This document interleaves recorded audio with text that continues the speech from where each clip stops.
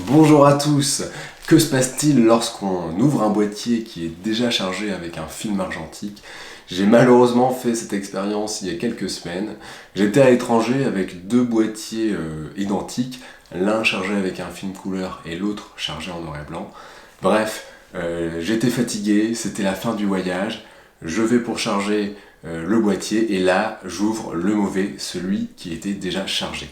Alors là, j'ai eu un réflexe qui peut paraître évident, mais qui sur le coup de la surprise peut paralyser un peu. J'ai tout de suite refermé le boîtier.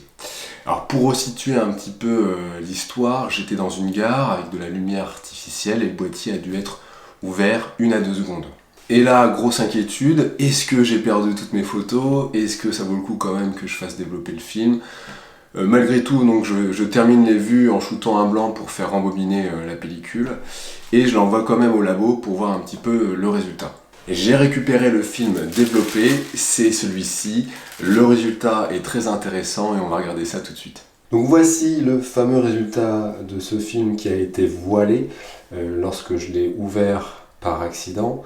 Alors ce qui est intéressant, donc, vous avez les 6 bandes qui comportent chacune 6 vues, ce qui fait 36 vues au total.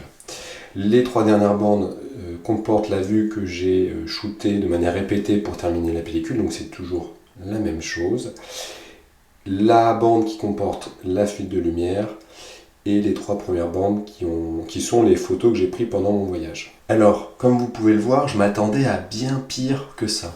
Honnêtement, j'ai juste cette bande-là qui est voilée, mais pour le reste, c'est clairement acceptable. Et on va regarder ça d'un peu plus près. Alors si on regarde d'un peu plus près, on voit que cette partie qui est complètement noire, c'est la partie du film qui a été exposée lorsque j'ai ouvert le boîtier. Et on va retrouver ici et là quelques fuites de lumière, donc on en a une belle ici, mais aussi ici. Alors concernant les dernières vues, ce qui est intéressant, c'est que vous pouvez remarquer des fuites de lumière surtout sur les bordures, donc ici, ici, ici, ici, ici, et aussi un petit peu en haut là. Et globalement, elles s'en sortent beaucoup mieux les deux dernières parce qu'elles sont enroulées sur un axe et beaucoup moins exposées à la lumière. C'est pour ça qu'elles sont beaucoup moins touchées et c'est assez logique.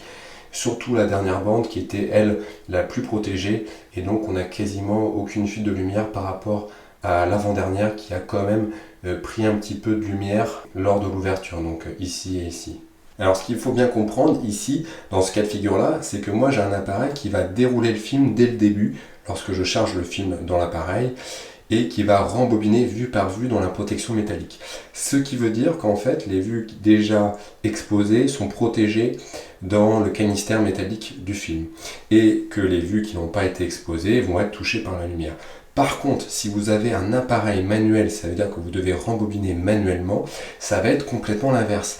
Ça veut dire que le film qui n'a pas été exposé sera toujours dans la protection métallique, alors que les vues qui ont été exposées vont être touchées par la lumière parce que c'est elles qui sont encore présentes et visibles dans l'appareil. Et donc là, ça va être complètement l'inverse. Ça veut dire que cette vue-là va être partiellement touchée et que les dernières vues vont être moins touchées. Comme vous l'aurez compris, les fuites de lumière vont dépendre de plusieurs facteurs. D'une part, de l'intensité de la lumière qu'il y a à l'extérieur, mais aussi au temps que vous laissez ouvert votre capot. Pour finir, il y a encore un dernier facteur à prendre en compte, c'est le type d'appareil que vous avez. Pour ma part, c'était la première fois que je faisais cette erreur. Je m'en sors plutôt pas mal, je ferai attention de ne pas retomber dans le même piège. Si vous avez des expériences similaires, n'hésitez pas à les raconter en commentaire. Et sinon, je vous dis à très vite pour une prochaine vidéo.